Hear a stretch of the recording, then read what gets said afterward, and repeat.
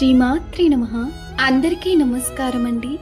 లలితా సహస్రనామంలో 101వ శ్లోకం. కాలరాత్యాది శక్త్యౌ గవృత స్నిగ్ధౌదన ప్రియ మహావీరేంద్ర వరద రాకిన్యంబా స్వరూపిణి.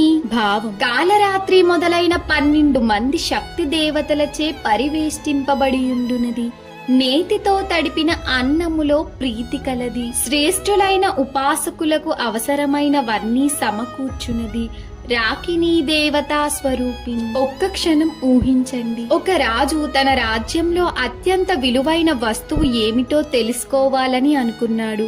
అతను బంగారం చూశాడు, వజ్రాలు చూశాడు, రత్నాలు చూశాడు. కానీ అతని మనసుకు తృప్తి కలగలేదు. అప్పుడు ఒక మహర్షిని అడిగాడు, ఈ ప్రపంచంలో అత్యంత విలువైనది ఏమిటి అని. మహర్షి చిరునవ్వుతో ఒక చిన్న దీపాన్ని చూపించాడు. చీకటిని తొలగించేది వెలుగు, అలాగే అజ్ఞానాన్ని తొలగించేది జ్ఞానం. అప్పుడు రాజుకు ఒక గొప్ప సత్యం అర్థమైంది. అమ్మవారు కాలరాత్యాది శక్త్యౌ గవృత. జీవితంలోని కష్టాలలో కూడా మనల్ని కాపాడే శక్తి.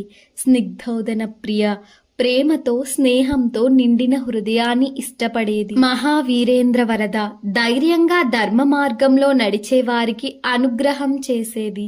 రాకిన్యాంబా స్వరూపిణి, మనలోని శక్తిని మేల్కొల్పేది.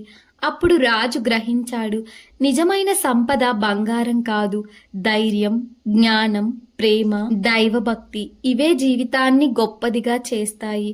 అదే అమ్మవారు ఈ శ్లోకం ద్వారా మనకు నేర్పిస్తున్న సందేశం. ఈ శ్లోకం చెప్పే సందేశం, బయట సంపద కన్నా మనలోని ధైర్యం మరియు జ్ఞానం గొప్పవి.